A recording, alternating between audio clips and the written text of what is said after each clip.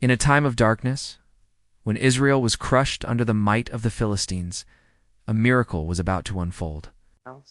In the ancient hills of Dan, a righteous woman, barren and heartbroken, knelt in prayer. Suddenly, a light brighter than the sun bathed the dusty ground. An angel of the Lord appeared, his voice both gentle and commanding.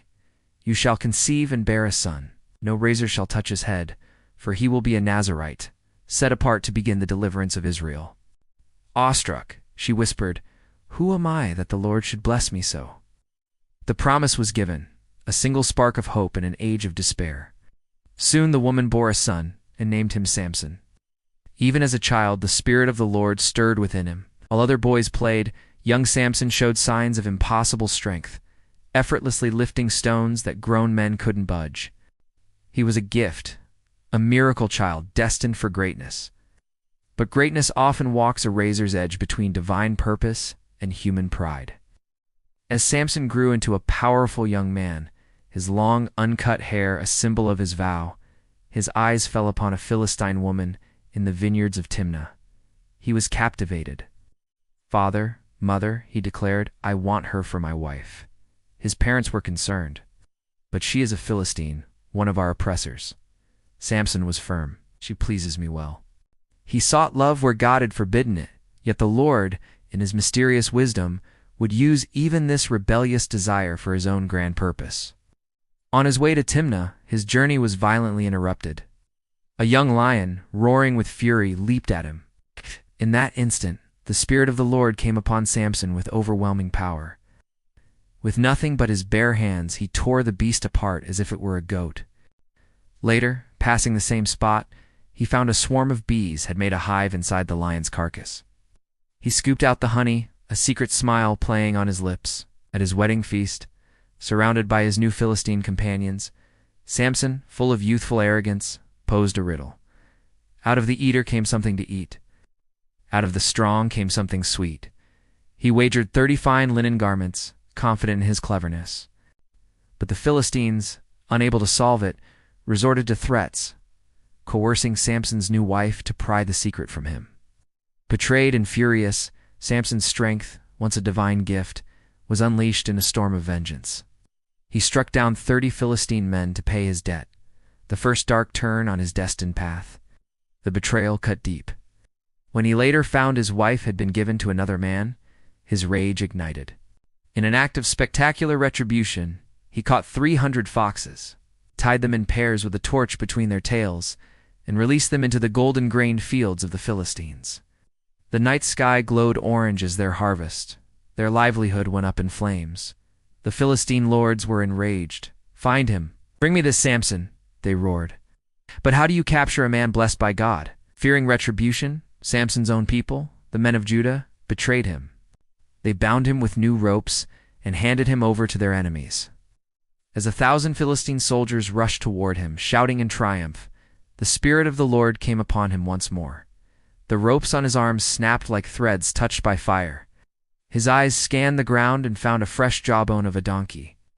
Grasping the crude weapon, he became a whirlwind of destruction, a force of nature.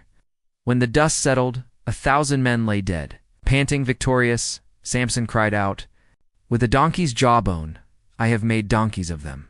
Yet for every display of strength, a weakness of the heart lay waiting. Then came Delilah, beautiful, cunning, and with a heart full of greed. The Philistine lords promised her a fortune in silver if she could uncover the secret of Samson's power. In a dimly lit chamber, she began her work. "Tell me, my love," she cooed, "where does your great strength lie?" Samson, enchanted, played along. "Bind me with 7 fresh bowstrings," he teased. "I'll be as weak as any man." 3 times she tried, and 3 times he broke his bonds, laughing off her betrayal. But her persistence was relentless. She wore him down with her words, feigning tears and questioning his love. "How can you say you love me," she pleaded, "when you won't confide in me?" Exhausted and lovesick, his guard finally fell. He told her everything. "No razor has ever touched my head," he confessed, his voice quiet. "I am a Nazirite, set apart to God from birth. If my hair is cut, my strength will leave me." That night, as he slept in her lap, she called in a man to shave the 7 locks from his head. His strength drained away. The Philistines rushed in, and this time there was no escape. The mighty Samson, they jeered, bound at last. They were merciless. They gouged out his eyes and threw him into the prison at Gaza.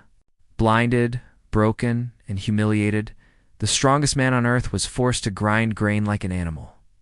He was a spectacle, a trophy of the Philistines' power. In the suffocating darkness of that prison, Samson had nothing left but his thoughts and his prayers. He had lost his sight, his strength, his freedom. But in losing everything, his spirit began to see. He began to feel something he hadn't felt in years: humility. And as he toiled in darkness, his hair began to grow. The Philistines decided to hold a great festival to celebrate their victory, offering a massive sacrifice to their god Dagon. The temple was packed with thousands of people, its roof crowded with onlookers. "Bring out Samson," they cried, "so he can entertain us." They led the blind giant into the center of the temple, placing him between the two main pillars that supported the entire structure. The crowd roared with laughter and mockery. But they didn't see that with every passing day in that prison, his strength had slowly been returning. Samson asked the servant who led him, "Let me feel the pillars on which the temple rests, so I can lean against them." Then he raised his face to the heavens, his voice a desperate whisper. "Sovereign Lord, remember me. Please, God, strengthen me just once more. Let me die with the Philistines."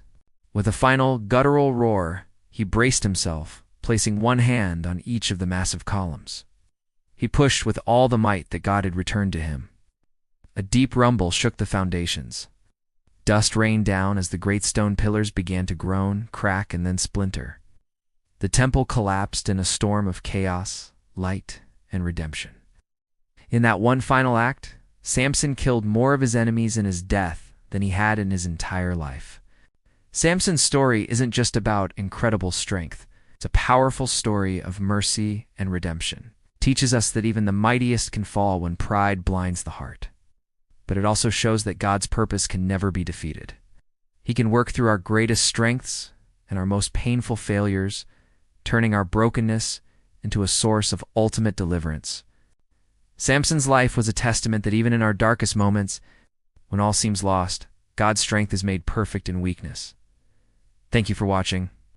If this story moved you, please like, share, and subscribe for more epic tales from history.